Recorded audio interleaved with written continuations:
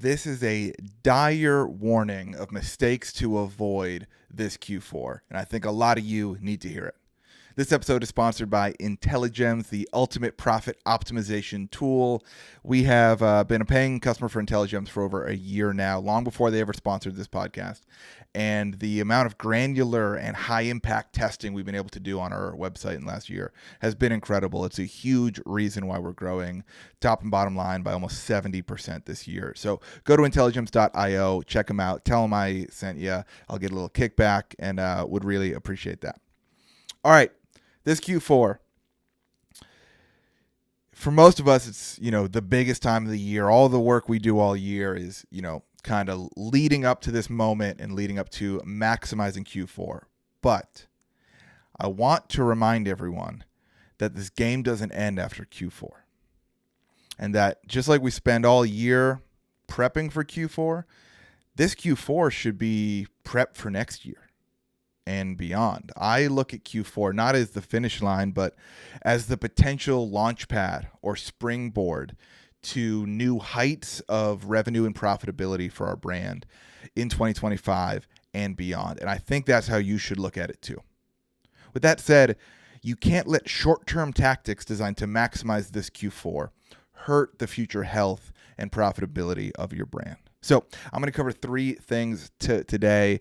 I covered them on a panel for Matt yesterday, and I also did a 10-part series with Triple Whale that you can go listen to on their YouTube, explaining all the things you should do to prep for Q4. But here are three warnings I can give you of mistakes to avoid in Q4.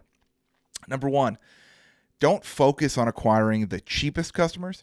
Focus on acquiring the most valuable customers. You can use your existing customer data to find out which of your products and which of your acquisition offers result in the highest 12-month LTV, and then make sure you're only advertising and you're only promoting those products and offers. For us, that means we really only advertise like 15 to 20 watches on our catalog. We have about 100 on our website, but those 20 produce the best repeat purchase rates. And when you do the formula of, 12-month LTV minus COGS minus CAC, those are producing the most contribution margin over the next 12 months. So again, I'm not chasing, the lowest CAC. I'm not chasing acquiring as many customers today as I possibly can, as long as I'm hitting a MER goal or a ROAS goal. My goal this Q4 is to acquire customers that'll secure me future orders and future cash flow for the business, because that's how compounding growth works, and that's what we're trying to do. So only advertise the products and offers that really drive the best contribution margin over a 12-month customer journey. Now, we are also going to do some gifts with purchase that have been proven to incentivize repeat orders. There's two things that we've tested over the last 18 months, and these kind of two free gifts with purchases, or sometimes we've done them as an upsell and charged a little bit for them. But these two customer cohorts come back and buy from us twice as often as any other customer cohort. And those two are people that we give a free $50 gift card to when they come to our store and buy a watch, and people that we give a watch box that holds 5 watches. We've tested these both a ton, and when we give someone that gift card, it incentivizes them to come back and buy another watch. And when we give them the box, and most commonly someone will buy one watch and the box from us, that box is going to have 4 empty slots. Or maybe they have a couple other watches from a couple of other brands, and that's fine. But there's going to be an empty slot or two in that box, and us being the one to sell it to them has shown that that those folks will come back and buy from us again way higher than any other customer that we can acquire.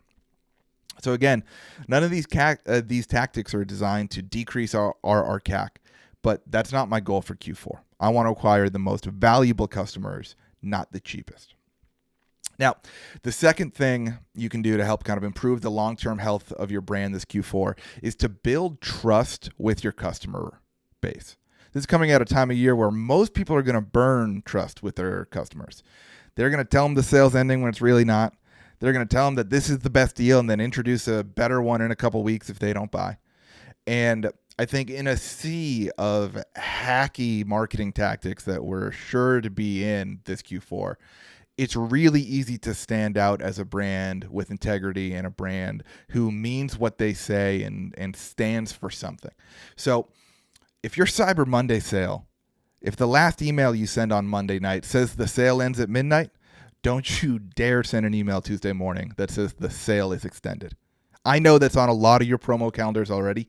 Take it off. You should be more creative than that. If you're listening to this episode, you're smarter than that. You can find out a way to generate revenue without blatantly lying to your customers.